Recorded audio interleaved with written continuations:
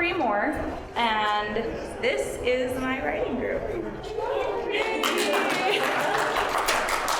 I brought them all to present with me because they're awesome, and I'm really excited to be here with you guys. I don't know, what signal am I going to give you for flipping through slides? We need like a signal, otherwise I'll be like, just scream like a banshee and I will do it. Just say next. I'll say next. Next is quite reasonable. Okay, Yeah. next. Fantastic. All right, so this is all of us. The name of our writing group is Writing Through Brambles. We have a blog. You can see us at writingthroughbrambles.com. We have been together for 5.5 years. Most of us have all been together for 5.5 years. And so we have a lot of experience being a writing group together. We have a lot of writing experience between us. Most of us are published now, which is way exciting. And we're just really excited to be here. Next.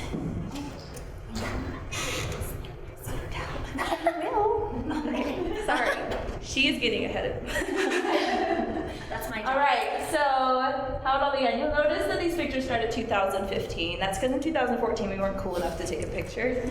But we did start back in, actually 2013 is the year that we all got together. And we've been at LTUE every year since, and we've tried to come together. So you'll see us later all wearing our shirts. We always wear the shirts that say Writing Through Brambles on them.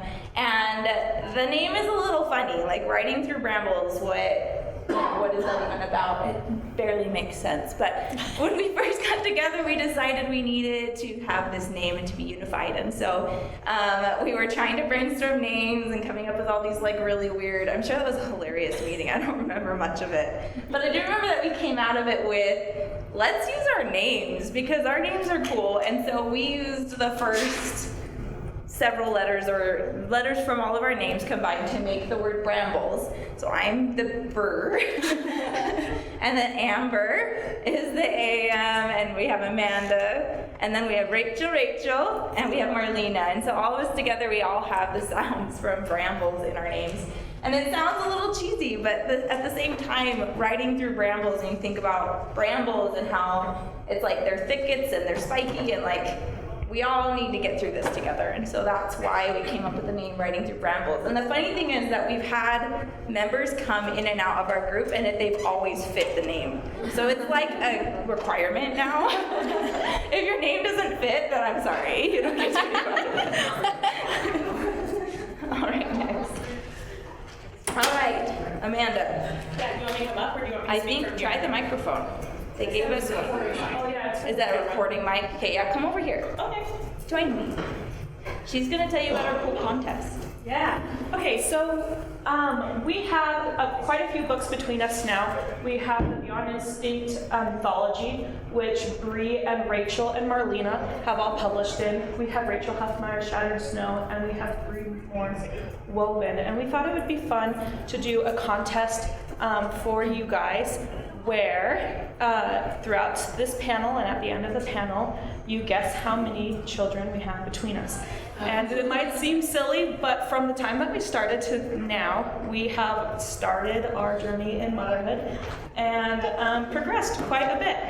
And it's something that we're proud of, that we make time for writing and we make time for ourselves, not despite the fact, but in addition to, and because of our love of our children. So, using the hashtag at the bottom of each of the pages so that no one forgets and everyone can be included, using Instagram, Facebook, or Twitter, hashtag the number of children you think that we have between the six of us. And at the end, we'll pick 3 winners, whoever's closest, whoever gets it, to pick out a signed copy of one of our books.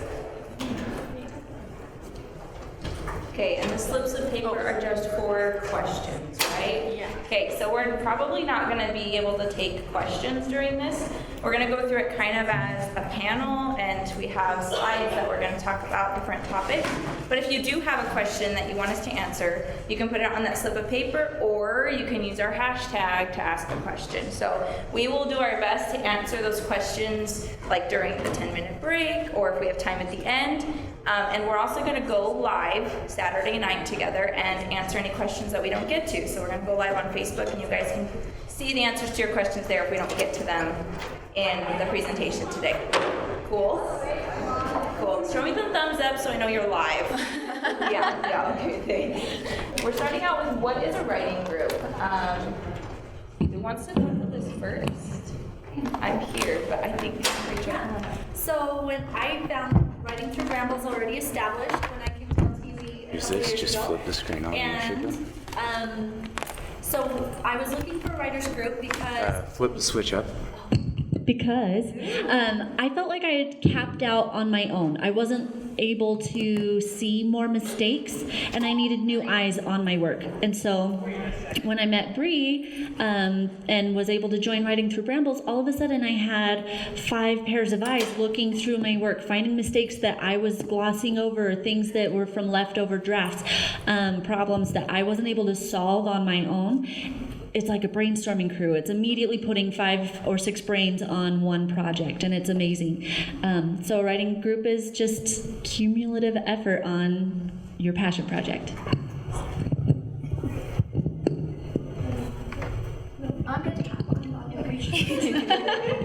So to me, I think most of us know about like beta readers, and yes, you need those definitely. But a lot of the time, I feel like, for me, like beta readers are always different people. And with Writing Through Brambles, with this writing group, they are a group of people that I trust, a group of people that consistently knows my writing style, the people that know my weaknesses and the ways to nudge me forward. Because one of my huge weaknesses when I started was that I would write the first chapter and then I would bring it to them and I would say, look at this, this is great. And they're like, no, it's not that great. I'm sorry. All these things need to change. You got great ideas, but there are some changes. So I would okay, I got it. And I'd go back and I'd redo the whole chapter and then I'd bring it back and be like, okay, now it's great. And they're like, well, you still have to fix these things. And then after 3 or 4 times, they're like, Rachel, stop. You have to keep going. I was like, it needs to be perfect. So they were the ones that were like, okay, no, this draft, make this whole draft a piece of crap and it's okay. And so you have to, I feel like a writing group is so important because you have people that know you and can help you with the things that you don't get from people that don't really know you. I just wanted to kind of add to that. When we started our writing group, I think it was just me and Marlena and Brianne who actually knew each other outside of our group. Rachel? Yes, and Rachel. You're younger than us, I'm sorry. I'm just kidding. No, so we knew each other, and so when we came together, we brought Amanda, and then Rachel showed up, but over the years, as we've been writing and getting to know each other, as we're getting older and having our families and stuff, it's a lot better, in my opinion, that we all know each other so well for our writing, because now they know, this is how this person writes, this is how this person writes, this is what's going to help them, and they're not, throwing random stuff at you. Yeah. So, I actually came into the group a little bit later than all these ladies. I've only been in for a couple of years, but like Brianne, Rachel, and then Amber, we all went to high school together, but I lost contact with most of them. But through this writing group, it was really nice to be able to reconnect and to see these people that were my really good friends.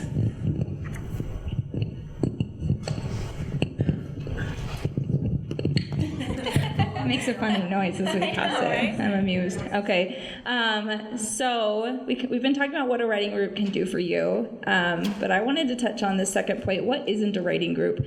It's not a gossip club. It's also not meant to be a place where you're just friends together.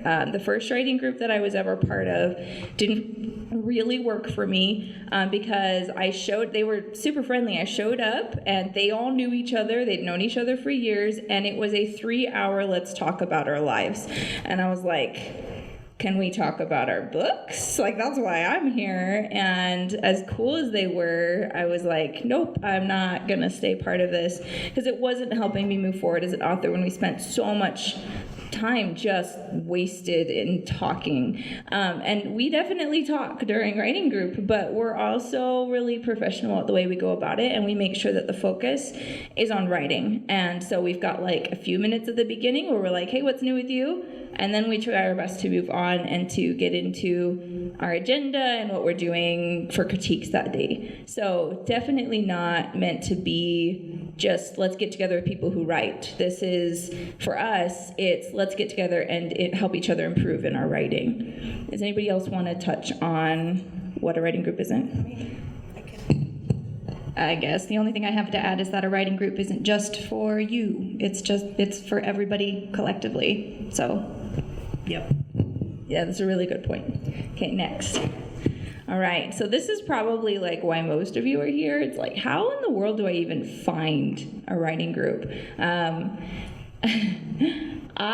This is my original post. This is really cool, you guys.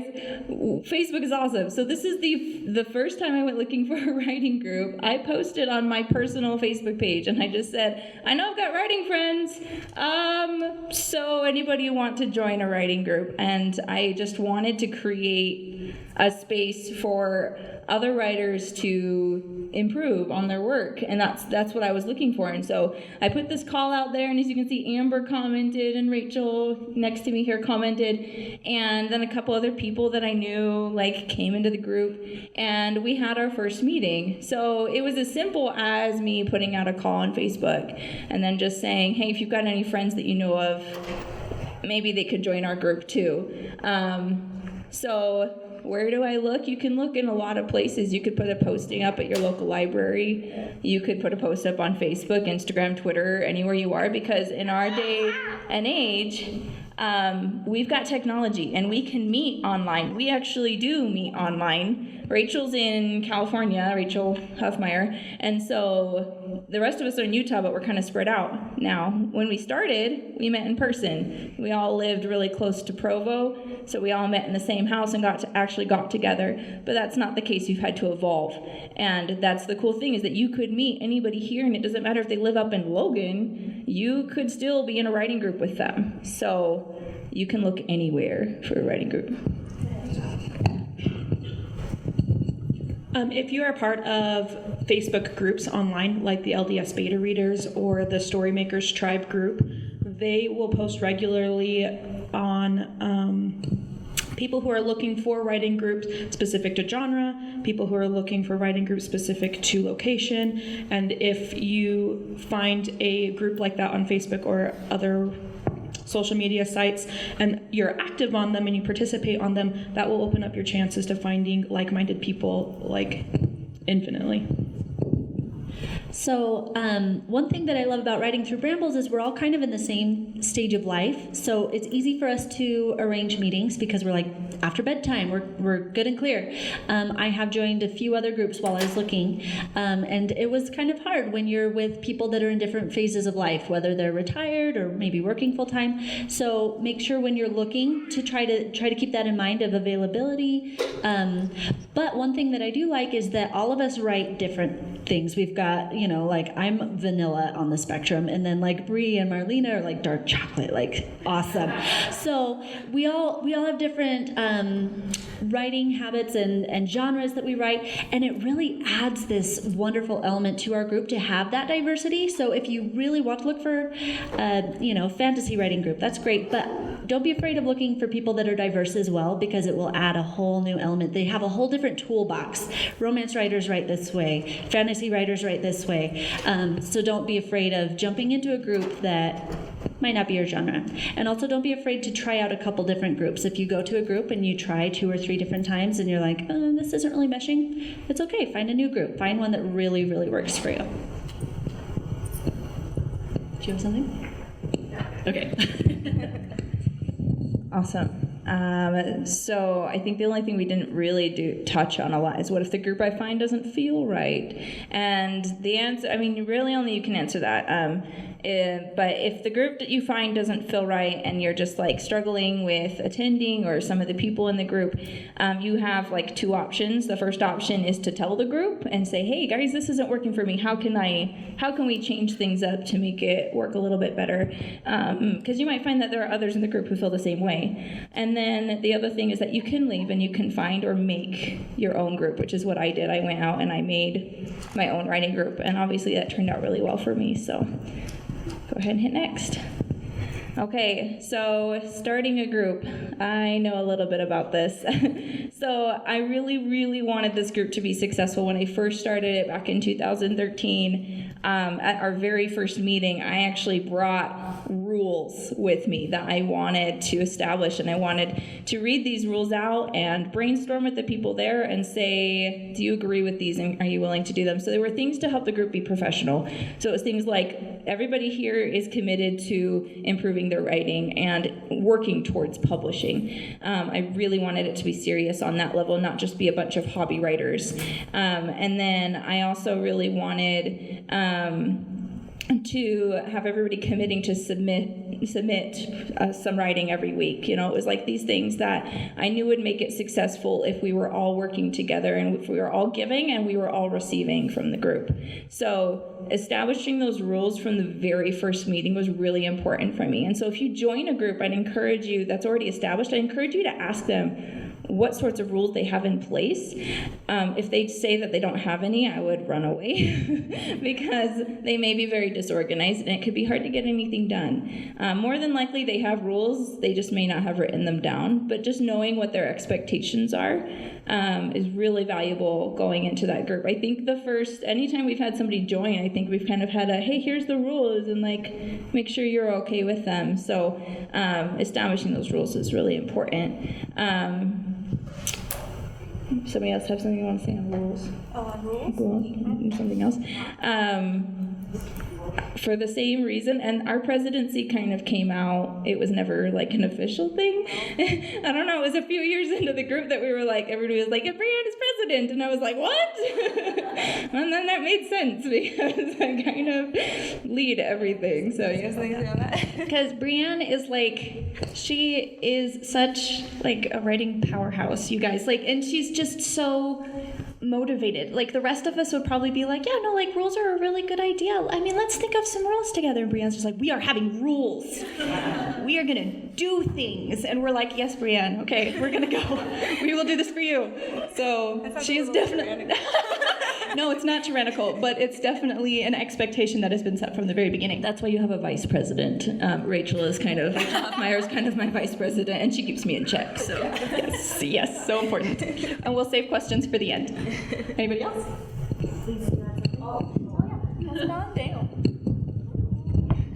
You know what? I'm just going to project. I have a loud voice. So the other thing about rules, especially writing them down, it can keep your group from becoming just a 3-hour chat fest between friends. Is and keeping that level of professionalism. Definitely. Okay. All right, so guys, tell us about, like, how do you decide how often to meet and where to meet, if you're going to be online, if you're going to be in person? Tell us a little bit about that. Please do. Okay, so I think that this comes along with when you start the group, you have an idea of what you want to accomplish. Or when you join a group, you have an idea of what you want to accomplish. And if you're wanting to produce a book in a year, then you're going to need to write so many words in that year. And you want a group who's going to act accordingly, right? So if you are full steam ahead, then you're going to want to meet every week, and you're going to want to write so many words in that week. And on the other side of the spectrum, if you are a more hobby writer group and you're kind of fitting it in between the cracks of everyday life, but you're wanting somebody to help you not forget to write at all, then maybe you guys only meet once a month. So decide what your priority is or where writing is a priority in your life, and then meet accordingly. If you want to produce more, meet more frequently. If you don't care about producing as much, then don't meet as frequently, but make sure that it's consistent. And then the where to meet has to do with where your group is, and don't discount online meetings because they are effective and they are convenient, but also it's fun. It's fun to get together. It's fun to meet. You can meet at your library. You can meet at a coffee shop. You can meet at somebody's house. You can meet at McDonald's, has Wi-Fi. Like, if you want to meet in person, if that's a priority for you, then you can make that happen also. Yeah, you go first. Okay. So along with that and sort of the rules, I just wanted to, I don't know if we're talking about this later, I just wanted to point out, like with our group, when we started, we had like a completely set of different rules and when we were going to meet and what we were going to do than we do now. We've evolved over time as people have started publishing and getting their books out there. And like at the beginning, we said, 3 pages you could read?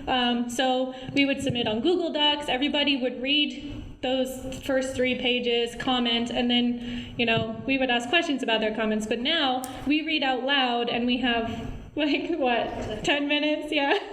We have 10 minutes to read our own work out loud to the group, and then they give their feedback in person rather than, online like that. And so the rules have changed over time. Important to reach. Another thing about meeting online specifically, some platforms that you can use. We originally used Google Hangouts and we started going online a bit more, but we kept having connectivity issues, so people couldn't even get into it. Skype and Discord are 2 really good things. We use Discord personally. It's free. They have a really good video and voice system, and you get pinged whenever someone's trying to get in contact with you. Awesome, thank you. And I think we'll have more resources for you later on getting some of those getting started. So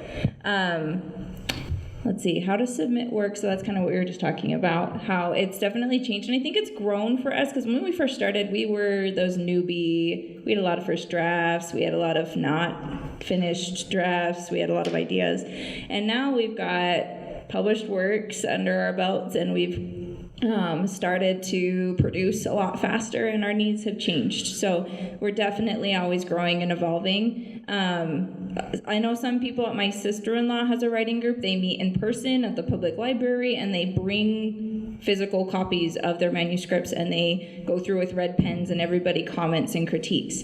And that's a great way to do it too. You got to find what works for your group and just be willing to adapt if it just stops working, because we've definitely had it stop working a lot. I remember in the beginning, reading your work out loud was a punishment for being late to writing group, and now we all do it as a matter of course. So kind of fun to see how we've evolved that way. It's still terrifying, by the way, to read your work out loud, even to people that you trust deeply.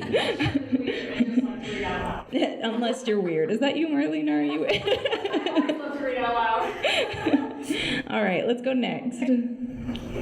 Okay, some must-haves for success. I'm just going to read through these real quick, and then anybody can comment on them. So you got to be welcoming. Your group has to be welcoming. You need people who get along. That's should be number 1, I think. Need people who get along. You need to have respect mutually in the group. You need to be motivated, and you need to have vision. So who wants to touch on that first? Raise your hand. I feel like I said, I'm pretty tame in content, and so I appreciate that these girls also, as much as they might look for critique, they also are like, hey, maybe skip this chapter and then come back in on this chapter. So I feel like I'm in a safe zone because I'm not being asked to read. So if you write things that might need a trigger warning or things like that, I really appreciate that sometimes they're looking out for me. They've got my back, So that has been a huge thing that I appreciate. With vision, I feel like with these girls, the enthusiasm's encouraging, and they often have a vision for my work that I don't have for myself, and sometimes they hold me accountable. Like for Shattered Snow, I wanted to NaNoWriMo it and then have it ready for LTUE the next year. So that was from start to finish, 4 months on a book. And so they held me accountable to it. And then, here it is. So it wouldn't have happened without them checking in on me, making sure. So I appreciate that about having a group. I'll say something. So for me, the biggest thing is probably respect. And not just as writers, but as women, as mothers, as everything, having that respect that, and knowing that they will also respect me. Just a lot of different things that's important to me. Yeah, just going off of that, it's not often you can get a group of women together for this long without some major drama, which we've gone through our share of drama and we've made it through, you guys. So that in and of itself, like, your writing group can really be an amazing addition to your life and a support. And I know for a lot of us, writing group is like an essential part of our week now, where we feel like it's our support group. This is our girls' night, and this is the thing that we do for ourselves because we feel so supported. So something else I wanted to say about vision is that it's like a writing group is like a shark. Do you guys know that sharks, like, they have to swim because they will die if they don't keep moving forward? It's how their body works. And a writing group is very similar, that they can get really stagnant if you're doing the same thing day in, day out, week by week, month by month, and you don't change anything. And that's why we've had to adapt or die, pretty much. And we've had a few moments, really scary moments, where we've almost died. And we're going to talk about those in more detail in the second hour. So stick around if you want to hear about how we all almost died. Figuratively. Okay, yeah. All right, next. Okay, we've got some do's and don'ts for writing groups here. I'm amused. Okay, sorry. I got distracted. Yeah, so look over the do's and don'ts list, and I'm going to read through real quick, and then I'll pass the mic. So, do critique. Do keep commitments and give compliments, communicate and attend regularly. And then don't, what is that word? Criticize? Criticize. It looked a lot like critique. I was like, wait, criticize. Take without giving back. Don't argue, lose focus, or pick your nose. We're going to talk about that. You look like you want to sit. No. It's you, Rachel. Okay, so our writing group functions the best when everybody is attending and everybody's reading and everyone's submitting. And because of lives and because of mental health and because of babies and because of different things, that's not always possible, and that's fine, like, we're flexible. But I notice a difference when we're all showing up, we're all submitting something, and we're all critiquing on something. And the reason why this is important for the do's and don'ts is because if you, for whatever, lax on your participation in critiquing and like actually putting forth the time to read and give the critiques, then you have a lot to catch up on. If you miss a plot, if you miss a character development, if you miss a cliffhanger, and then you try to jump back in when you're ready to give the critiques, your critiques aren't going to be as meaningful or helpful down the line. And then vice versa, if you're not submitting your work for a week or 2 weeks or 3 weeks at a time, and then, or months, depending, on your schedule, and then you're trying to ask your readers, your writing group, to pick back up on where they left off, then they're going to forget where your characters were at and where your plot was at, and their critiques can't be as meaningful for you then. So it's a very symbiotic relationship. You both have to be working equally as hard, and sometimes that is hard to do, but there's a good reason why you should put forth the effort to do that.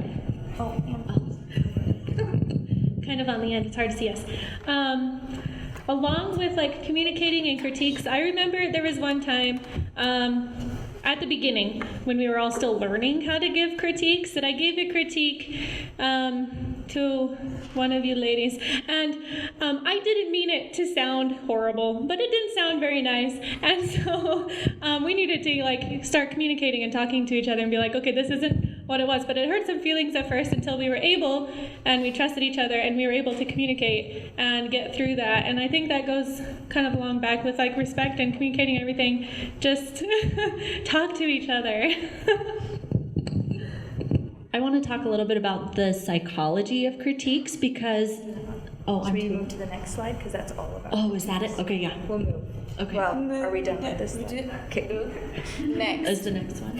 Okay, go ahead. Okay. Here's this lovely slide about the psychology of critiques. Do you want to introduce it? Okay. So the one thing, I'll just give a comment and then I'll turn it to you. The thing about critiques is you have to learn how to give them appropriately. There is a correct way to give critiques, and you have to learn how to accept them appropriately. Rules are a huge part of it. But the thing I want to focus on is compliments. We often think of critiques as picking out all the little things that are wrong and fixing them. But critique is also about giving strengths and saying, you need to play off of this. This is a strength of yours. You did this perfectly. Bring this up because that will pull us in as readers. And so offering critiques and pointing out the things that are done right and you want more of, it, one, boosts the emotional level of the people you're critiquing, but it also it really makes work better rather than just finding errors. We got ahead of ourselves. We didn't get to talk about picking our noses.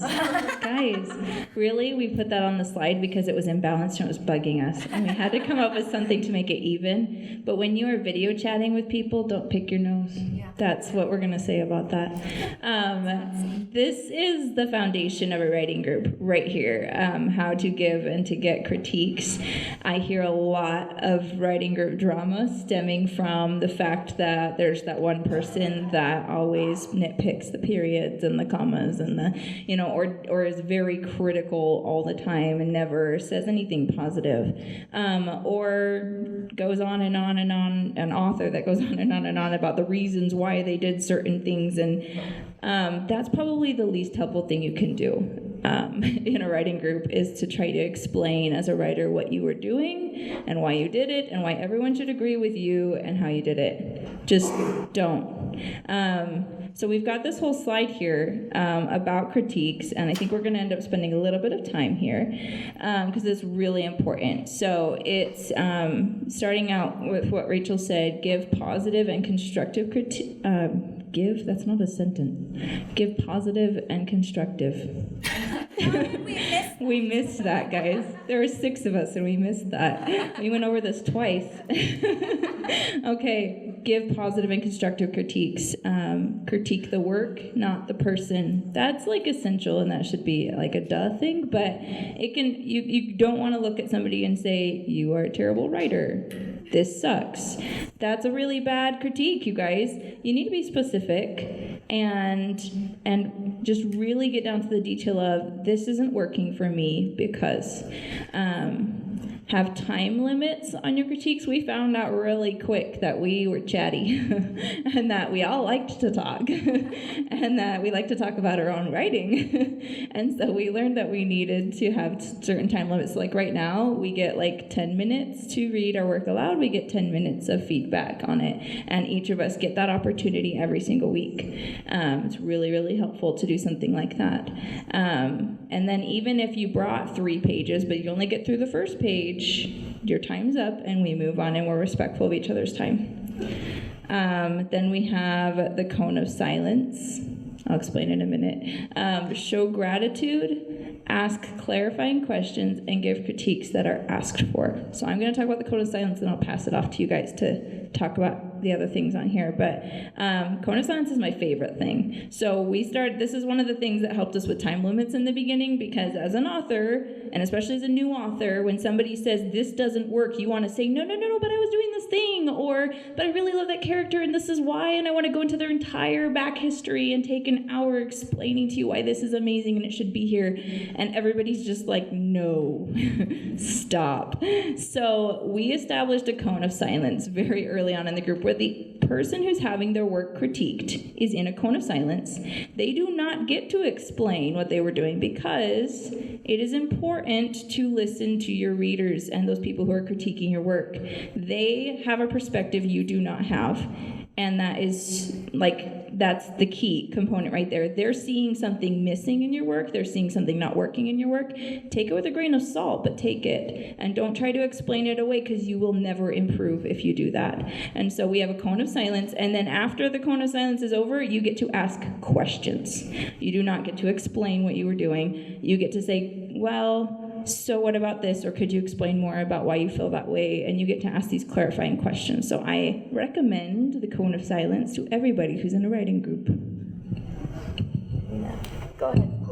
All right, so this goes with taking critiques and a little bit to curb that instinct to explain away your work and to explain things that other people may not have liked. This is something that I struggle with personally. I really like to explain, and I like to talk too much. But something that I think it might have been Brianna that told me this, but she, some advice that she gave me was think about why they're saying this, and instead of trying to explain, well, you know, these are the things I wanted to do with that, sometimes the critique that they're giving and the thing that they're confused about and the thing that may not work for them, you know it does work because of reasons later on, and you can ask questions about that on the question time. But mostly, just think about why they are giving the critique and how that, you know, because that's how everyone's going to see your work.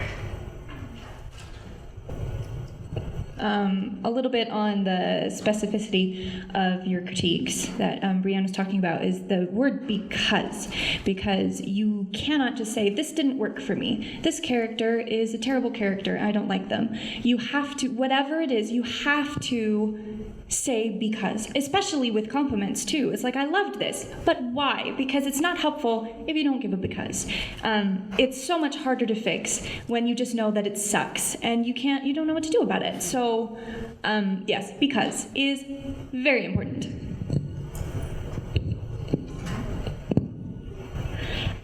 Something that I have found useful when I'm asking for critiques is when you're writing, sometimes you know there's an issue and you know that there's something, or you're curious how something came across, and so you can ask clarifying questions, or not clarifying questions, you can ask for specific types of critique. Can you guys keep an eye out on this character? Can you guys let me know about, you know, if I'm doing this right? And asking those clarifying questions, then I go away with answers to things I was actually looking for. So you also take a little bit of responsibility in directing the group in what you actually need, so that when you go home, you're not like, oh, I didn't, you know, it didn't go how I wanted, or I still have these same questions.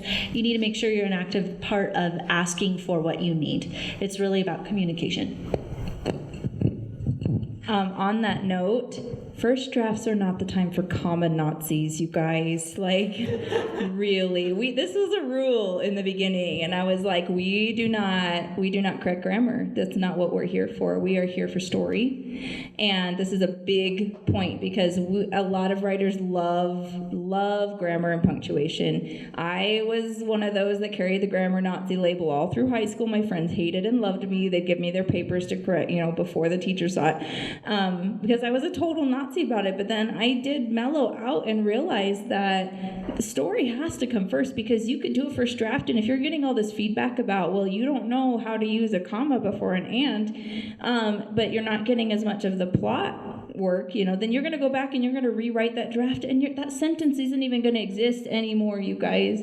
And as beginning writers who maybe have never revised their own work, you don't understand that. And so make sure that when you set up a group, or if you're in a group where you have a grammar Nazi, that you establish a rule pretty quick that you give critique that's asked for. There have been times when we've been like, hey guys, this is in its final draft. Could you please just give me a quick check and tell me if you see grammar errors or anything like that? And that's okay, but that's because they asked for it. Save that for the time when they're in that proofreading, because as beginning writers, you don't know, like there's like 5 levels of editing, you guys, and it's intense. So it's not all about those punctuation errors in the beginning, and definitely pay attention to what your critique members are actually asking for.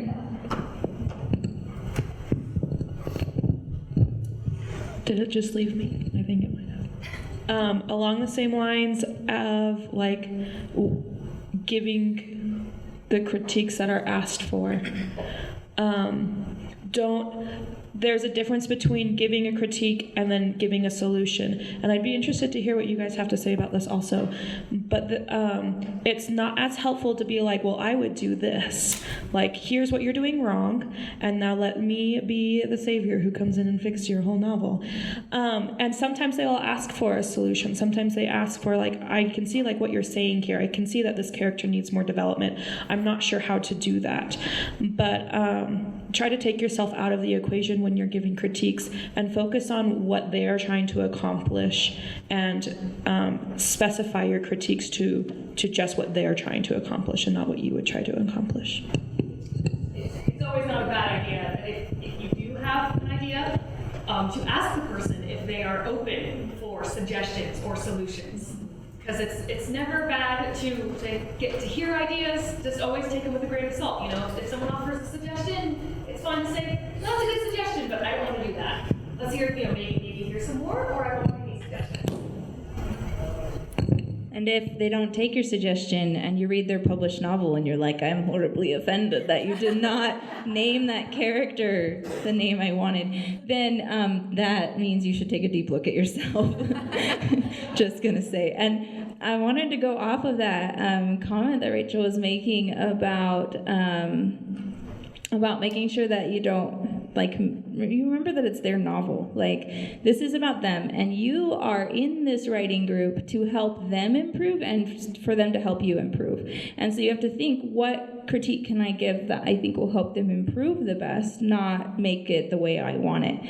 So something that we've done rather informally that just kind of started happening was we give each other homework. We get homework assignments from time to time for each other, and the whole group will challenge the person who's receiving critiques at the time to brainstorm in a certain way, or to really explore a plot point or a character that's not working, because that way we are encouraging each other to find out the answer and not just spoon feeding the answers. So that's another thing we give along with our critiques is resources for, hey, this is how I handled that when my character was having a problem or when my plot was having this problem. And so we're like, go read this book and go look at this website and go do this thing. We're not like, here's a summary of that entire book for you, handed over on a platter. We really want to encourage growth. So, anyone have anything else to say on that slide?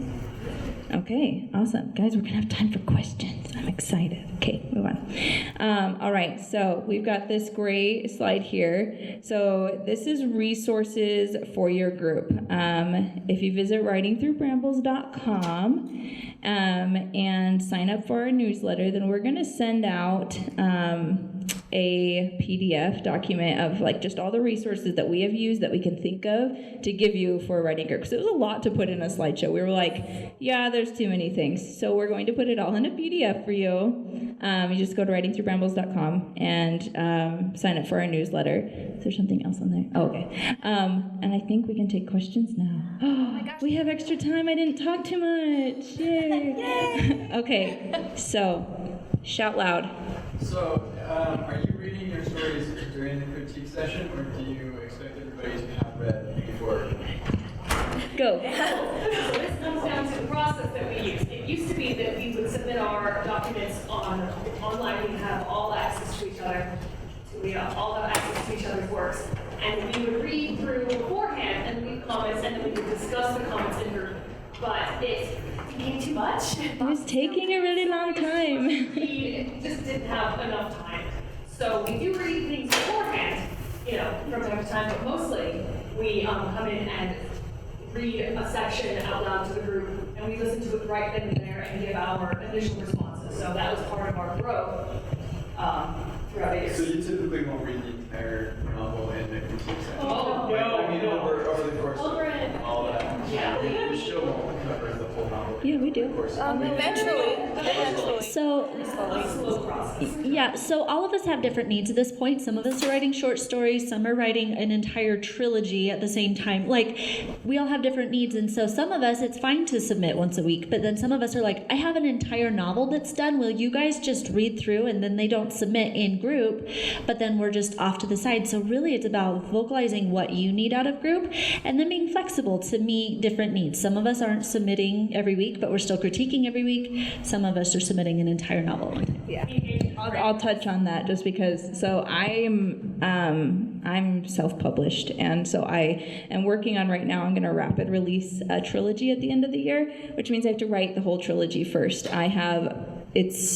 halfway done, exactly. A book and a half done that I've written in the past 3 months. Obviously, my writing group cannot keep up with me at that pace, but I still want the feedback. It is super valuable. So I have asked them on their own time if they'll please be reading through it and commenting, and then I'm keeping up with those comments, and I'll bring questions I have based on their comments to writing group. And so that's what works for me, and they're all willing to do that. And then the rest of them are, submitting as usual during group, and it's working out. But I think in large part, we've been together long enough that, like, for instance, they read the entirety of this book before it was published. We read the entirety of Shattered Snow, and all of our short stories and everything. So it really does work as the model. It just depends on what your needs are.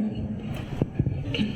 Go ahead. Two things. First of all, since I'm the volunteer, I'm supposed to give you the 5-minute sign. 5 minutes. Since this is a 2-part panel, I don't know how this will work for you for this. We'll take a break, and then we'll come back. Oh, okay, so I waved it around like I'm supposed to. Anyway. And my question is, remember the question. Do we need to come back to you? Probably. Okay, all right. In the back, yell. So did you pass your whole book through the writing? Did we what? Did you pass the whole novel through the writing? So, like when we were answering that first question, it has worked in the past. It's worked out that the whole novel has gone through the writing group, and that's what I'm doing right now, is that I'm not having them read it in writing group, but I'm having them read it on their own time because of how fast I'm writing. So, they read the entirety of this and critiqued all of it, and then I revised it. It took 3 years, 2 years. So yeah, it takes a long time to get a whole novel through a writing group, unless you ask for an accommodation of, hey guys, I've finished it, can you read through it faster? So yeah. Remembered my question. Okay, go ahead. Sorry, I forgot the first place. It's all good. Anyway, for those of you who might be seat of the pants writers, how do you handle a first draft? Because I know outliners, it's okay, I've got the plan and here's my first draft, and pantsers are I'm already in the middle of fixing it. I don't want to show you people this, but first draft. That's a good question. Amber can answer that question. We have a few pantsers here. I can yell too. I am just a pantser. I've just started trying to have a little bit of outline, and I'm terrible at it. So basically, at the beginning, I would write my 3 or 4 pages, right, that we were doing, and then they would read it and they would give me their ideas, and I would critique it. I haven't had a chance to do it with this new setup yet, but really, if you're pantsing, all you really can do is just write it and see what they have to say. With a good critique group, they will rein in your pants, okay? They'll rein them in. They'll say, you're going off on a tangent here, stop that now, and come back over here, because this is your story. And so, babe, you just try to find the right people, because my pants go all over the place. Can I add to that? Yeah. No, sorry. I like that option. I did pantsing for a while. That worked for me too. And they will point out things that they really like, and you're like, okay, I'll just take it in this direction. I'm glad you responded so well to that. But then the other option is available to you, and that is that you can write your whole draft first and make your own personal edits, and then hand it over to your writing group while you work on a different draft, a different work. You don't have to submit the draft that you are presently working on and putting all your time and energy to your writing group. You can put the one that you have on hold to your writing group, or you can switch it up a little bit. And so that might help you get your clean, pure ideas down on the paper without any influence or any objections, and then hand it over. No. Good. Okay. Who turned off the mic? We turned off. It's very clunky when we pass it. So. Okay. I accept your explanation. It is 10-minute break. If anybody wants to go, we will not be offended. We're just going to be answering questions during the break, and then we're going to get into how to level up as a writing group and what to do, how to troubleshoot drama and conflict and things. So that's the second hour. Who has a question? Yes. I kind of have, there are 2 parts to my question. Okay, start with the first part. The first part is there a number, a size you have? That is a really good question. We didn't think about that, but that is because we've talked about this, and 6 is the perfect number, and everybody should have 6 members in the writing group. We have found that 6 is a lot, and 6 is about what we can handle, and less than that is fine, but ideally, really, I think you have 3 to 6. You need at least 2 other people. Ideally, that 3 to 6, somewhere in that number. Everybody agree with me on that? 3 is small, maybe 4 to 6. 4 to 6 people, and because you get much past that, and it's just you lose track of people's stories. You don't have time to read them beforehand. That was our biggest thing, is we just ran out of time to read all of these submissions beforehand. You know, when everybody's submitting 2,000 words, you're reading 10,000 words a week, and you're a mom, and you're working, and you know all this. So yeah, that became really unmanageable. We've never had more than 6, but we've all agreed that 6 is our limit. I apologize. If you are tempted to like increase, or if there's a reason why you really feel like you want to have more than 6, I have talked to groups who have done it, and I think they're more hobby writers, and I think that's for a reason, but they switch off weeks. So like 1 week 3 people, and then the next week 3 people, and then the next week 3 people, so that not everybody is getting their work critiqued at the same time, and not 1 week you have to read over 10,000 words. And it does lend to a slower process, but if you're just like fixed on the idea of wanting a bigger group, that is an option that you can consider. Okay, part 2. And the second half of my question is, if you are approaching an already formed group, that you don't necessarily know the people, you need a writing group, how would you do that? Is there like an audition process? You will sing and dance right here for us now. So when I met Bree at LTUE, they already had their writers group, and she sat down next to me and was like, oh, we're like wearing matching shoes and matching hoodies, and our schedules are the same, and our wedding rings are the same. Like, we were like, what? Like, it was weird. And so then we just like, I went out to lunch with them. Like, they were just really nice and invited me out. And then, yeah, they were like, yeah, if you want to try coming. And I went to their first meeting, and it worked out well. So really just be a human, talk to people, mention that you're looking for a group, like, and honestly, like, just really be focused on it. Like, I don't know, like, be focused on connecting with others, and then you'll find your group that you mesh with, and it'll just kind of fall into naturally. If it's supposed to work out, it'll work out. I'm sure there are some that are more strict out there. I don't know. We've never felt the need to like have an application process, but we are very upfront about we're serious about this. These are our rules, and you need to agree with them. And we're also, it's hard, but we're also not afraid to say, guys, this isn't working, and to then try to regroup in a way that still includes everybody. But if it can't, then we're like, okay, we've never had to be like, you must leave and never come back, and we hate you, and like, we've never had to banish anybody to the outer realm and not welcome them back. So luckily that's never happened. But we've had people who've had to leave for various reasons, which we'll get into in the second hour. So yeah, no application process, just approach, ask. In our case, we're full right now. I'm sorry. Also, just real quick, I would just consider the first time you attend the writing group just to be a trial run for both the writing group towards you and you towards the writing group. And just take it easy and see if it fits, and don't make it a long-term relationship commitment until you're sure that it works for you, because it's like dating, except you get one first date and then you decide whether or not to commit. So we had a question back there. Is there so I noticed you mentioned turning in like your pants and stuff. Is there a point where the draft you're turning in is too rough? I would say no. If you have one word on the page, bring it. But we will probably kick you in the pants and say, you better get those pants moving.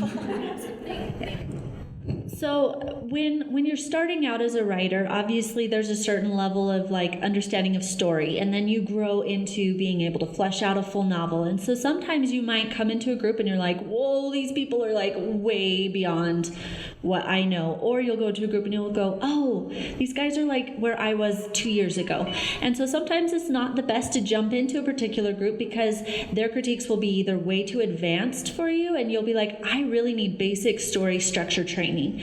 Or it will be too simple for you and you'll be like, I'm not getting anything out of this.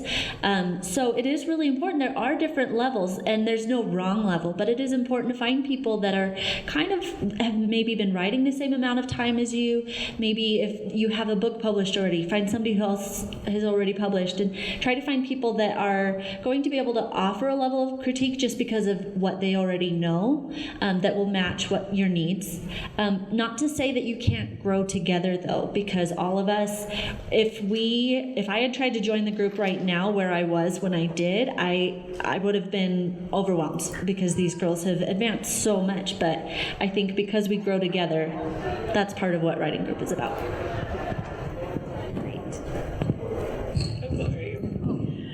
If you walk away from a particular critique session and you feel like the comments that were made were not helpful, if you find yourself thinking like, well, they just didn't understand my character, they just didn't understand my plot, that didn't help me at all, you might want to consider that that it might be like too rough of a draft, or that it wasn't like contained enough as an idea, and you want to ask yourself some clarifying questions and go through a clarifying process in your rough draft and then try again. But with that being said, don't ever not give your critique group a rough draft because you're too scared it's not good enough, or you're too scared that it's like too early in the process. That's what we're here for.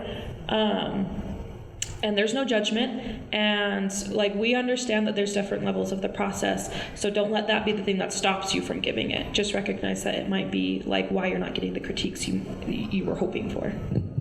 So, just to say a little example as far as things being unfinished or it's very rough draft. There have been times where many of us have submitted things and they're just in big parentheses.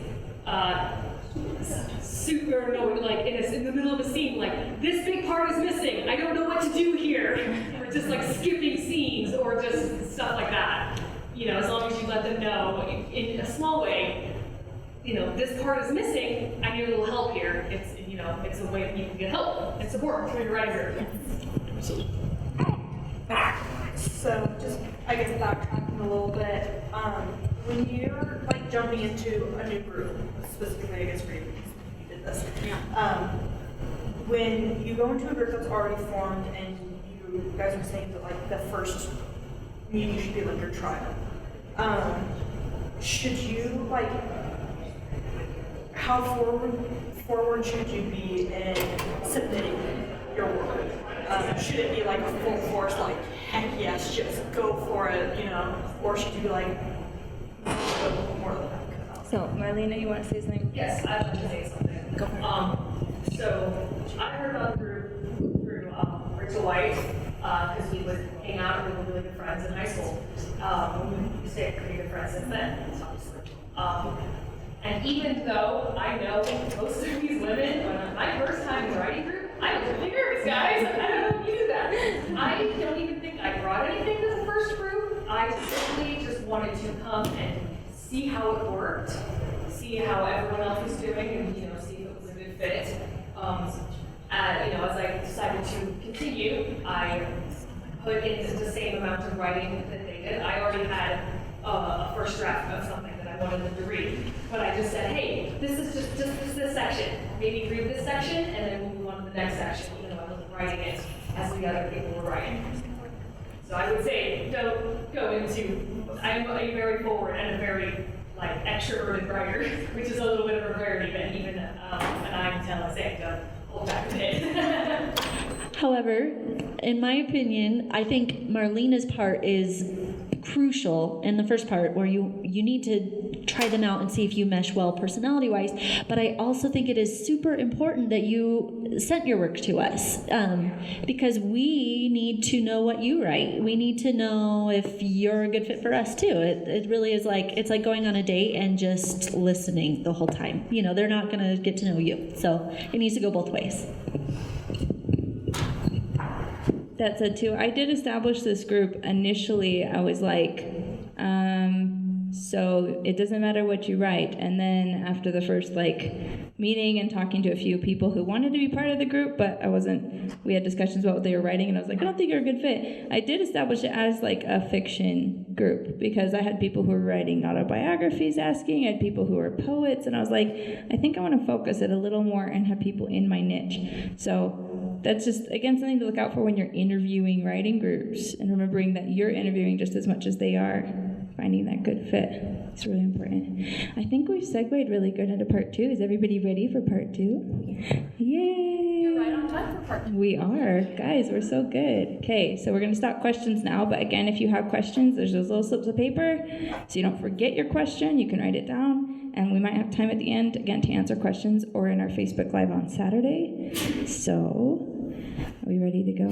This is us again. Yay! We didn't actually introduce ourselves. We didn't. Should we do that? Because we were kind of like, let's just jump in. And we'll do a little introduction now for you guys that are hanging out with us today. I'm Bree Moore. I write fantasy. It does typically have darker tones.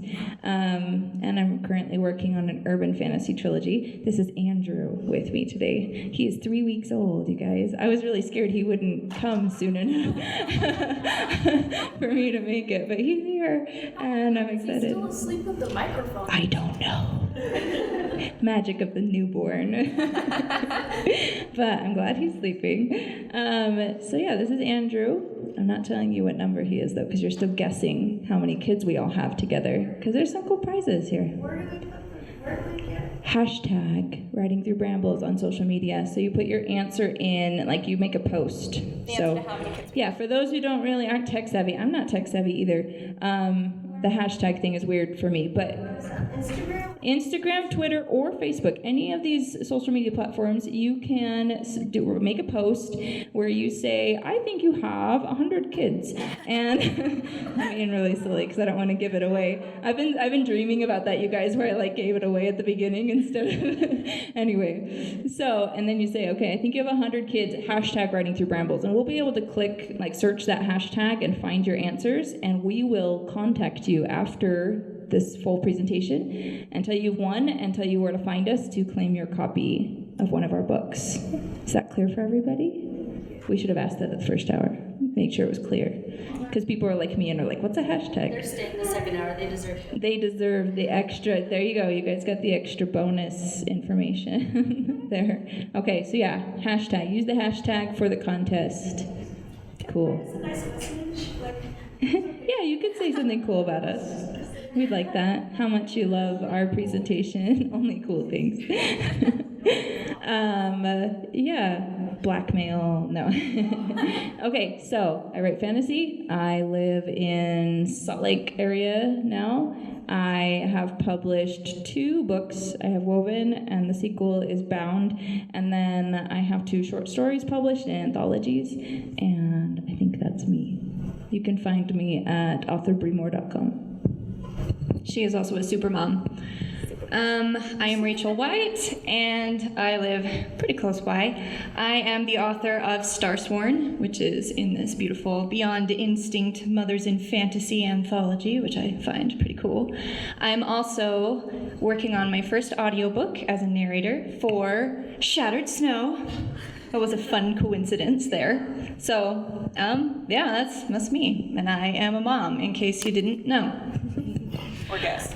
All right, I'm Rachel Huffmire. I am an acquisition editor for Immortal Works, so if you have something, you can come grab my card and send me a query. I wrote Shattered Snow, and I have a short story coming out in an anthology this year, and then the sequel is, I'm also writing the sequel, so that's me. My name is Amanda Hakes.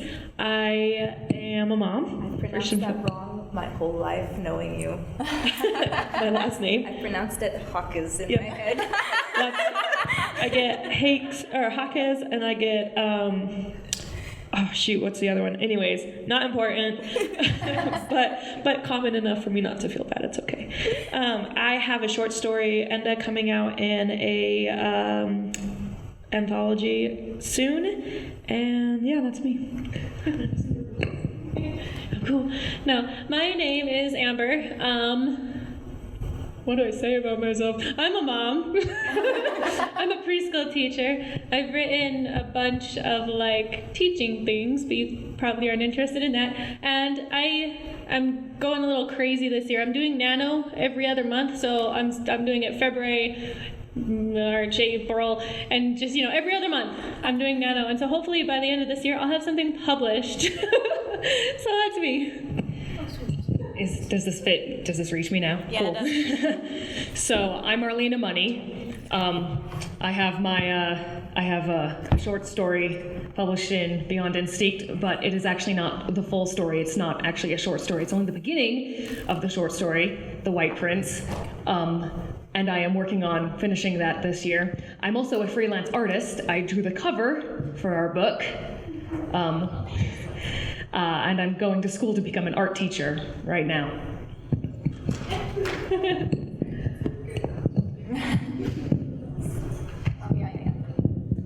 on. Okay, we're good to move on. We good? Okay. Unless there's a seventh person we don't know. No, there's not. Marlena, do you feel like you still wanted to say what you were going to say at the beginning of the second hour? You good? Okay. I kind of feel like you said it during the question hour, so anyway.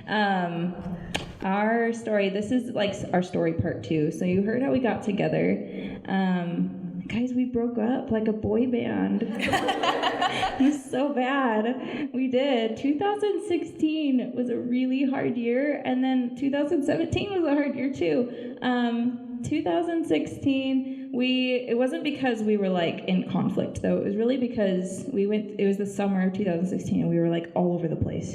And nobody was coming to group. We'd have like 2 people there. We'd have like 1 submission. And we were like, guys, writing group isn't working anymore. Nobody is actually participating. And so I just brought it up. I was like, guys, I think we need to take a break. And it was really hard because we all like each other, but we all kind of had to admit that none of us were making writing group a priority and that it was just suffering. It was a dead shark. So we decided that we would take a break. Guys, how long did we last? I think it was like a month. It was 3 months. Was it longer? Was it 3 months? Guys, I don't even remember. That's how traumatizing it was. It was 3 months. We had 3 months apart, and it was like the whole summer, I think is what it was, because we were back together by September that year. And then Rachel Huffmire was like, I miss you guys. And we were like, well, we didn't want to be the first to say it, but yeah, we miss you guys too. So so we decided that we would revamp writing group, and we knew that some changes had to be made. I think we changed our submission process and like how we were structuring group. We went through just a lot at that time. And it was also at that time we came up with the idea for the blog. So we have a blog, writingthroughbrambles.com. If you haven't been there yet today, you can go check it out. We have a blog. And we decided that we would start that. We started making plans for that.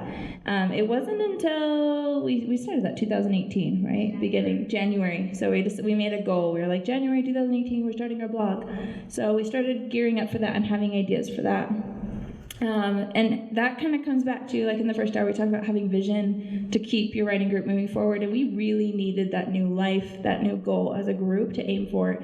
And it gave us like a lot more unity. And so we leveled up, we decided that we were going to take ourselves even more seriously than we had before. And that now we have a blog and we have a logo. Like, that's legit. Where? So I don't know, it's not on this slide. It's somewhere. You'll see it. It's cool. But Writing Through Brambles, so now we're a blog, and we did the anthology together. Most of us have a short story published in that. And we just started making a huge effort towards improving ourselves on another level. So that's like our story part 2. And we're going to talk in detail about how you can bring those things to your writing group and how you can kind of recognize when those things are needed. Next. Okay. This slide, improving your critiques. So we talked about how to give and get critiques, but let's go beyond that here. So we're going to talk about learning new skills, different methods to give and receive critiques, deciding not to take a critique, and trusting your instincts, and then tailoring feedback to the author needs, which I think we kind of really exhausted that, but we can talk about a few other things here. So who wants to start?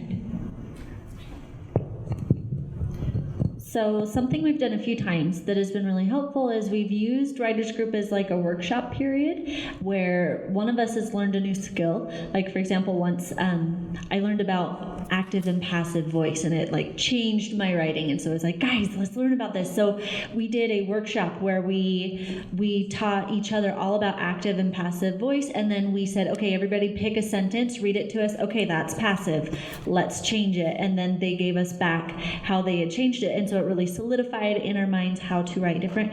And I think since then, like all of us write differently because of that. And so that has, rather than just giving a specific critique to a specific problem, we're addressing, I don't know, what would you call that? Like an actual skill within writing and polishing that up so that we don't make those same mistakes over and over and over again to critique. So for the deciding not to take a critique and trusting your instincts, I think for especially Marlena and I, a lot of the times we'd be getting critiques like at beginning, middle of our story, and of course they haven't heard the end yet, and so there would be times where we would just say, okay, thanks for the critique, because when we get to the point in our story where that comment comes up, that's when they were like, oh yeah, see, that's where that's at. And then at that point they could say, well, move it forward, or that's a good spot to keep it, maybe you want to do this with it. But you have to decide yourself whether or not to take that critique. If you take it, nice. But if you don't take it, if you just like leave it there for the future, that's when things can come up and it makes sense. Another part about leveling up your critiques is someone asked the question before how rough of a rough draft you can bring in. I definitely can tell a difference from the submissions that we were doing, a few years ago versus what we are submitting now, which is the quality is higher. We can catch those things ourselves before we present it to the group so that our time isn't wasted by pointing out very rudimentary things.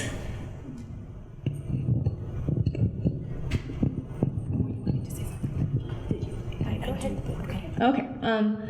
So I feel like when we started the writing group, our critiques were very basic. They were like, well, this doesn't work because, or this does work because, and you should move this, and just stuff like that. Like, what this is a plot hole. But now we're like, ooh, I really like that. Like, maybe you could run with this way, and I don't like. We're really good at like helping each other rearrange things and really bring out elements that are really, really good. And I don't think we had that capability before. But when you level up and you get used to each other like that and you learn together, that's what happens naturally. Yeah, that's the really cool thing about being in a writing group with the same people as long as we have, and now having the relationship that we have is we intimately know each other's writing styles, and we can be like, okay, I know that you do this thing, but you should stop doing this thing, at least here, in this part. Or, we just pick up on the bad habits. It's like a marriage in that way where like you're past the honeymoon stage of the writing group and you're like, but in a nice way, because like we're all bent on making sure that we're improving. We're not planning to bring each other down. So every time we point something out, like, you do this quite a lot, or you have a tendency to make your characters kind of wishy-washy or whatever it is, we can make those long-term comments and then they can improve in all their future work. So really look at the potential a writing group has to improve you as a writer, because it's more than just this story, or it's more than just getting past this part. It's every single comment that they make really ought to help you like really polish yourself as a writer. So yeah, there's a huge difference in our first drafts now from 5 years ago. Huge difference, and that's really the power of a writing group, what they can do for you. So does anybody have a suggestion on different methods of giving critiques? Like, is there anything specific you wanted to talk about? Do you feel like you use a specific method to give a critique? Some people are like, wrap it in compliments. So that's one idea, and we kind of talked about that. But to start with a compliment, and then to put the hard stuff to here in the middle, and then to be like, and then at the end, like, oh yeah, and I really love this character interaction, or, you know, to wrap it like a gift in compliments. And especially if you have somebody in your group who is easily offended, this may win them over.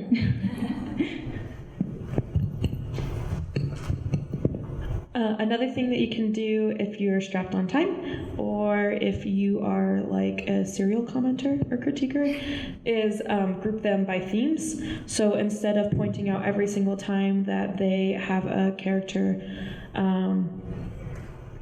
like not take action, the character asks questions or the character relies on someone else, but the character really needs to take action.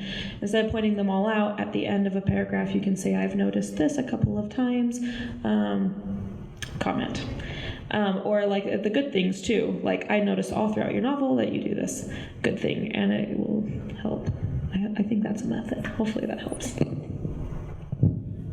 Sometimes we also will do line by line edits and give a comment, and then sometimes we'll do brainstorming sessions. It doesn't have to be a present something that has been written. It can be, I have this idea. Is this a good idea? Is this a bad idea? Oh, here's a suggestion. Here's a suggestion. What if I mesh them all together and then I have like this triple layer? So before you even write something, you all of a sudden have critiques before it's even been written, and then it turns out better in the first draft. Yeah, we've definitely done things where like people have submitted outlines, people have submitted just ideas, people are like, can I just run this plot point past you?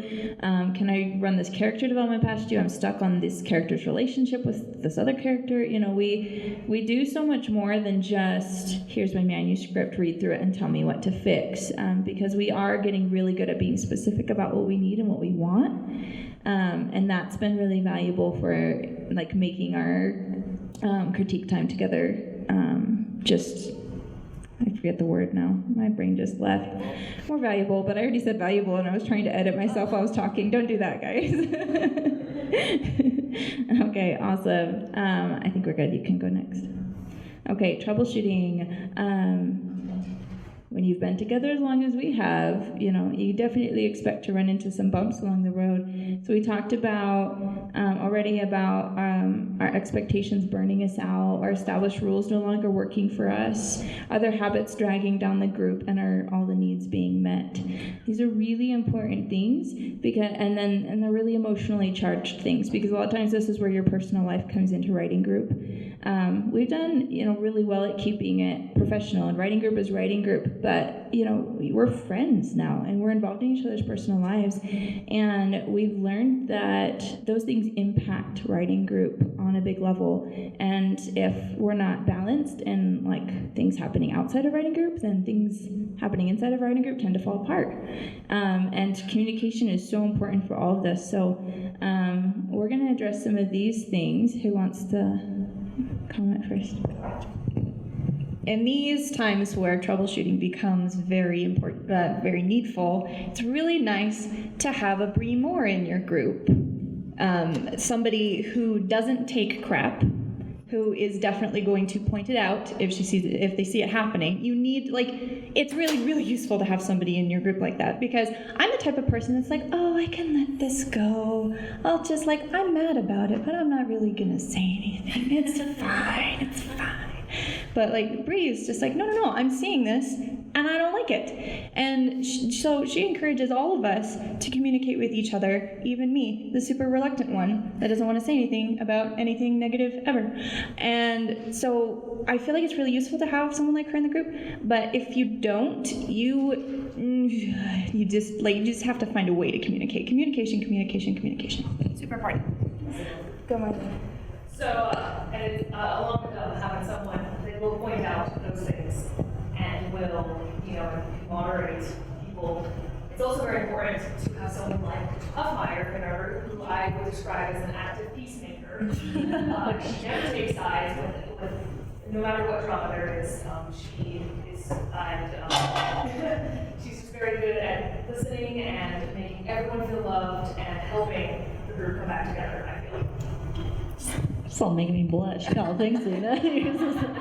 I was gonna say my husband has this theory that is totally wrong, but he says, you know, like sometimes you can be a sponge and you can just like, if things will just like run away sometimes, you know, like if you're soaking up all this energy and then sometimes it'll just kind of soak away and it's fine. But when you're in a creative process, you need to be able to trust the people that you're being kind of vulnerable when you're sending work to someone. So you need to be able to trust them. So if you have any like tension that you're like, I would really like to change this. This is maybe uncomfortable for me, or this is, you know, not working for me, and then you're bottling it, you're immediately not putting yourself in a safe zone in order to be willing to receive critique, to give like subjective critiques, you know. So to not address troubles in your writing group and to suppress them, it kills the creative process immediately. And so really troubleshooting is all about communication and learning. You have to learn how to communicate appropriately. You can't just go, hey, I have this problem, stop, you know, like luckily that doesn't happen, where if there's an issue, we talk about it, and you're still, it's harder because you're critiquing, but it's about personal things now, instead of just, oh, this word, I think you could use a better word. It's, oh, our time, I think we could use our time better, or things like that. So it's a little more scary, but it is so worth it, because as soon as you resolve through that, and then you grow closer, and then your creative process, you're willing to explore things that are maybe a little more scary, and it's worth it. Yeah, so that kind of, I wanted to look at the top question there. Our habits dragging down the group. Like we said when we broke up, our habits were killing our group. We weren't coming, we weren't submitting, we were barely critiquing each other. And it was really obvious that it wasn't working, and it was all of us. But sometimes that can be just like one person in the group. And it is really important to address that in a way that is respectful. And I'm still so imperfect at this, you guys. Like you might consider me the moderator, but it's hard to be put in that vulnerable position of having to tell somebody, this isn't working, and we need to be more unified as a group, and everybody is pulling their weight, and we need to know how to help you pull your weight, or we need to change how things are working out. And so it's such an important conversation to have, though, and that's why we thought we needed to include it in this presentation, because otherwise your writing group will fall apart, and you won't get to experience the level of awesomeness that we've been able to come to, because we've made it through those really hard things, because we were willing to communicate and not let like offense and pride and different things get in the way of us coming back to writing group after breaks and trying to like troubleshoot and work things out. So that also goes along with the bottom question, our needs being met. So you have to make sure that that everyone in writing group is getting what they need out of writing group. And if you're committed to the group itself, then you're willing to maybe make some changes so that other people feel like they can keep up with the group. And this is something I feel like I've just been learning a lot recently. So I think it's really important to ask, you know, if somebody's coming to group and they're really offended all the time, or if they're not coming to group, ask this question first before making any other assumptions. This was a hard lesson for me to learn, but you have to ask, are your needs being met? Are you okay? And be okay getting personal at that point. Anybody want to add to that? Okay, move on to the next slide, please. Okay, conflict resolution. So we've kind of touched on this a little bit. Don't ignore conflict. I'm going to add to that. Try not to like duke it out in writing group. That is really important. We've had a lot of like troubles and hardships and things. We also have places where we've solved those problems, not in writing group. So we've definitely taken time outside of writing group to reach out to people through email or messages. We have a Facebook group for our writing group. It's secret and hidden, and it's only for us. And we can, you know, bring things up in that group and know that it's a place where everybody is to talk about those things. Choosing a mediator to help eliminate debate or steamrolling where one person's side gets shared and not anybody else's side. Pay attention to seasons of life. Do some people have different needs? Follow through with expectations, and then taking things personally. So who wants to talk about that? You guys. I feel like we kind of already. You heard we did. Anything to add though? With seasons of life, especially with all of us having so many kids, I think we as writers. We're not gonna tell you. Maybe we don't have any. You'll never know. Okay, that's not true. She borrowed him. Sorry. What was I saying? Okay, seasons of life. So, it would be easy for these girls to say, we're trying to take our writing seriously, we're trying to be professional, so you need to keep up. And put that expectation and be rigid about that expectation.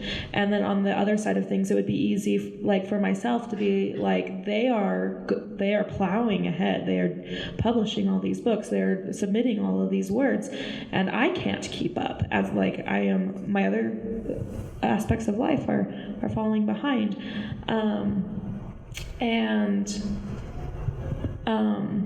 while there's important, you have to put forth the effort to follow through with expectations, or everything falls to the grounds. But when Bree is able to come to me or someone else in the group and say, hey, are your needs being met?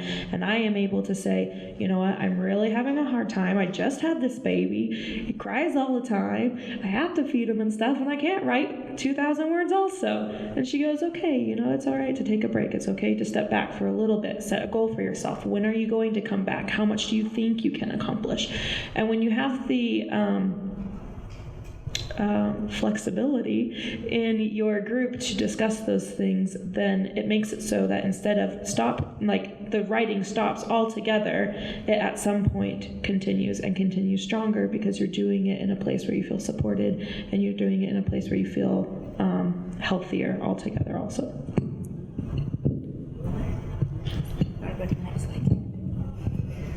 Okay, leveling up. And our logo, guys, this is our logo. It's cool. Okay. Didn't your sister do this one? Your niece, that was right. She knows cool people, you guys. Does writing group just have to be about writing? And then helping each other in more ways than critiques? I will start. You guys are quiet. So does writing group just have to be about writing? No, it doesn't, because you learn eventually, that writing is about so much more than writing. You finally learn that this, it especially hits you when you're getting ready to release your first book, I think, and you realize, I don't know anything about marketing or social media. I actually have to talk to people on social media and try to get them to like me. And how do I do that? And you learn that the first draft is only the beginning, and so is the third draft and the fourth draft. And then you finally have a finished manuscript in your hands. Well, you think it's finished, and then you let somebody called an editor look at it, and you realize that you don't know anything about anything. And so you start to learn that there's way more to being an author than just writing. And so you have to start to branch out in writing group what writing group becomes. So, for us, most of us are published now, and writing group sometimes becomes, so I'm working on marketing my book right now, and I need a little help with that. Or it becomes about helping each other with our releases. Hey, my book release is coming up, and everybody helps us to market that on their social media, and encouraging each other to have social media platforms, and to be leveling up even before they're published or there's a chance of publishing. All these things that we're able to learn together and start putting into writing group to make it more than just a critique group. Okay, everybody wants to talk. I'm passing the microphone down. We'll go down. We'll go down. Okay, I hope I'm not about to take what anybody else is about to say. But in our writing group, when we found that we were a dying shark, we decided we wanted to do more, and we talked about the blog a little bit. But that's one of the ways that we decided that we wanted to be more than just a critique group. We wanted to help others along their way as well, without being able to read everybody's work personally and that kind of thing. So we started working on that. And now we're learning how to do blog posts, which is plosives. And So that's a really big deal too, is we're not just learning fiction, we're learning how to do the things on the internet where other people aren't like reading for plot. They're reading for like writing tips, or like when you're a mom, how do you find the time to do stuff like this? And we've done a lot of blog posts, you guys, and it's become just a part of our a lot of our day-to-day, and so you don't have to just stick with one thing. On the way to publishing, there are a million different paths you can take. You can go self-publish, you can go traditional, and all of us are choosing different routes. Honestly, all of us have done different things. Some of us have started with short stories, some have started with full-length novels, and so for me to be able to turn to so-and-so and say, how do I do this? Like, I heard this new word, what does this mean? And saying, it's 5 different expertises in the publishing industry, and it's been super helpful just as a mode of education for me. It's been wonderful. The other thing along the same lines as that is that that when you have a writing group, you always will have someone who will share your announcement post, or you always know you'll have someone who will like your hey, I am going to start this contest thing. So you have someone who's behind your back 100% of the way. And when you come to when you start marketing on social media, or when you start trying to develop a presence on social media, which is important as a writer, because that is increasingly becoming the number one way that you can market and sell your profits and get to know what your readers want. It's nice to know that there's always going to be someone who has your back. And then stepping away from social media, the reason why these stories in Beyond Instinct were published is because someone came up with the idea and then rallied us together. And then Rachel came to us with another short story contest, or not contest, but call for submission that was happening. And then we were able to rally together. And Rachel reached out to Rachel for auditions for voice. And so when you're all working together and you're all in the same field and you all have the same goals, everyone has an ear to the ground, and so everyone gets the same information, and everyone gets more opportunities together than they would have had apart. So we've been talking a lot about social media and those aspects, but I wanted to bring up something that's not actually on there, which is my personal artistic side. And even though this is a writing group, I still bring a lot of my pictures and my work to these girls, sometimes even just to share. But when I was working on the cover, I got a lot of really cool resources through these girls of different kinds of cover art or cover artists to go talk to as I was trying to pursue that.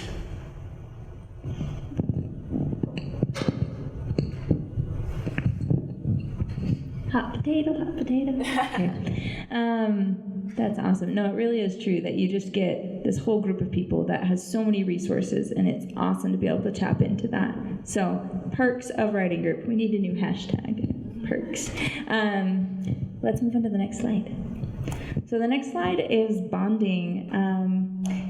I think we had our first retreat that September, November, that fall after we had our breakup. I think that was our first retreat. So even though we were moms and super busy and had kids and had all these things going on, we decided that we really needed to create a stronger bond together, and we needed a break from life. And so we decided that we were going to do a retreat. Now, when you have little babies, it's really hard to get out for several nights, for several days, to some of these big writing retreats that cost a lot of money. And so we're like, we're just gonna make our own. So we found like an Airbnb that was really nice, had like a whole basement to ourselves in this cute little house. We decided that we were going to have just an overnight retreat. And if you couldn't come overnight, that was okay. We just wanted to see you there if you could be there. So we did, we got dinner together, and we wrote all night, and I think we watched a movie or something. I don't remember if we watched a movie or not. We exercised together. That was fun, like some Pilates or Zumba or something. I don't remember what it was, but it was great, you guys. And basically we were just kid free for a day. It was literally basically a date. And the difference it made was huge. Just getting a little break and being with these people. We hadn't seen each other for a while. I think we were online at that point, and so it was really nice to get together with everybody who could be there. So we've done retreats. We've done meetups, LTUE, every single year so far. We've been able to get together. And you see us again here in our shirts. I'm wearing mine, but my baby's covering it. Marlena, there we go. She's wearing it. So we've had these shirts every single year, and it's just one of those things that makes us feel more like a group and brings us closer together and really cements that relationship as more than just people critiquing each other's work. So we've got our shirts, and we've got collaboration and the blog. Would you guys like to share what some of these things have done for you as far as feeling like you're part of the greater whole? Marlena. So, something that we did that I really enjoyed for a while is that just on Facebook, when one of us was writing, we could say, hey, I'm writing right now. Anyone want to write at the same time as me? And sometimes we would get on a call with each other, or sometimes we wouldn't, but it was nice to know that someone was writing at the same time as you. And, if you had a question or just need to bounce ideas, you can hit them up with a message or just keep talking with them and, just collaborate on that. That was something that I really enjoyed. Mine's a little more silly. It's not up there. There were a few times where after we'd written something, we were all getting close to ending something, we'd be like, let's just have a writing party. And we all sat down and we played those dumb writing games that you did in high school, where you write 3 lines and you fold your paper over and then you pass it around. And I still have mine, guys, about the clown. Yeah. So, and then we did what are those? The Mad Libs. We did Mad Libs. We sat down and we just had fun with writing together. So it was I don't know, it was just a lot of fun. You can tell whose post is mine, Bree, because something gets really dark. It's so true. We're super emotional. For me, being in California, there really isn't a writing community as strong where I live as there is here in Utah. So sometimes I feel like I'm kind of missing out on the scene, or, there's so many conferences going on. So to be able to talk to these girls and hear what their experience was, or, I went to this great class, and just to be friends with them and to see their posts, it kind of gives me a little bit of that, I'm still part of it all, I'm not so far out of the way.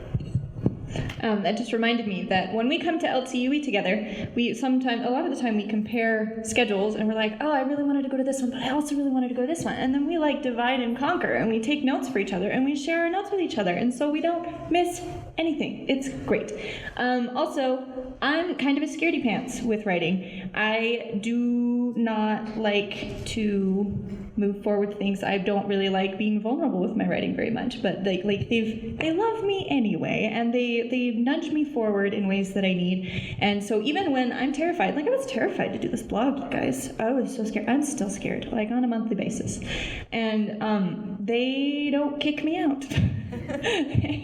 They rally around me and they say, you have got this, your ideas are great, and you had this idea before, how about you run with this? And so they just love me, and that makes me feel like I'm part of something really, really meaningful. And if you can't tell, this is one big giant advertisement for go find a writing group right now. If you don't have one, go ahead and hit the next slide. So support, we've been talking a lot about this. We have a Facebook group. Facebook is a great way to stay in touch when you're not at writing group. I love that we have this technology. We also use Discord. Marlene is not on Facebook very much, so we want her to be included. So we do post on Discord quite a bit, and it's kind of like Facebook, where you have your own little group chat. So we're able to answer questions for each other, help with stressors in our lives, sharing talents and experiences, supporting each other in shared interests. There is just a wealth of knowledge when you have a group of people that are in your corner, and we're finding more and more that we're able to connect outside of writing group on a parent level. We're all moms. So we've been able to help each other with mom questions. You're just not alone. And I think as writers, we get really caught up in the solitary act of writing, because at the end of the day, you have to write that book. No one else is going to write it really for you. And if they are writing it for you, they shouldn't be in your writing group. But it's very solitary, and it's easy to get caught up in, I have not talked to anybody outside of my computer for days, or, all these things. So having people outside of, I wouldn't say outside of the internet, because that's how I talk to them most of the time. But, having those people who you have a deeper connection with, that you can contact on a regular basis, it's essential for life and for being a writer. As alone as you have to be to do the writing, you don't have to do the whole process alone. And I'd recommend that you don't. So if you're feeling alone, like, a writing group really can be the answer for you for that. Also, I find it really great that our writing group, we meet once a week, but it's not like, okay, we can only talk to each other about writing once it's 8:30 and then we're done at 11, done. It's that in the Facebook group, if I realize something I forgot to ask, I can just go to the Facebook group and be like, my plot fell apart, I forgot to ask you about it. And then everybody gives me their feedback and gives me ideas to work with. It doesn't have to be an open and closed thing. It's a constant support and constant relief. I don't ever have to be alone because I can always ask. I'm sorry, I just handshake you. Do you not have much to say? No, I think we've been going down the line for a bit. This just goes with the often perceived solitary nature of writers. And as introverted as some people may be, we are still people. We are social creatures, as much as we wouldn't like to admit it. Writing was always very difficult for me because I am very extroverted, and forcing myself into that alone space with my computer and no one else was a very difficult thing for me. And so having a writing group is just a really good support.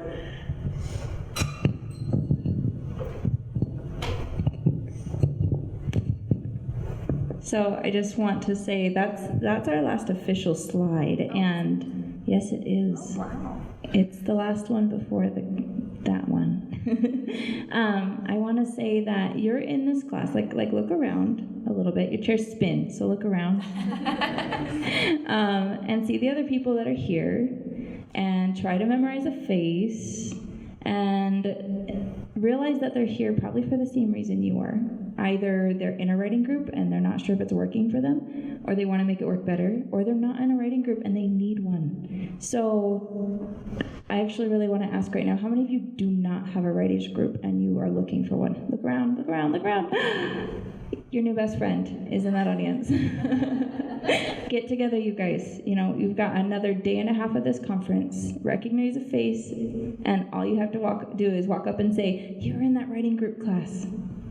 And what do you write? And be awkward, and it's okay, be human, because these people, they really can turn into the best support that you can have on your career journey as an author.